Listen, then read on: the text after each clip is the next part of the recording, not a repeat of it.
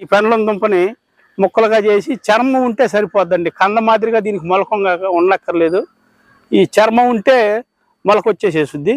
ఈ విత్తనం తడవకోకుండా యాసకాలం మేము తీసుకుని జాగ్రత్త చేసుకుని సావిళ్ళల్లో పోసి మే నెలలో ఒక ఎకరానికి 10 క్వింటాలు అంటే 1 టన్ను పెండలాన్ని చిన్న చిన్న ముక్కలుగా కోసి ప్రతి మొక్కకి చర్మం ఉండాలండి.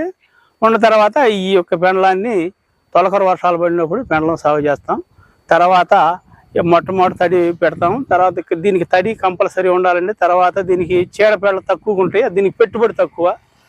కాదు ఎరువులు కూడా ఎక్కువ వేయకూడదండి. బాగా కంపోస్ట్ ఎరువు, పశువులు ఎరువు వేస్తే దీనికి సరిపోద్ది.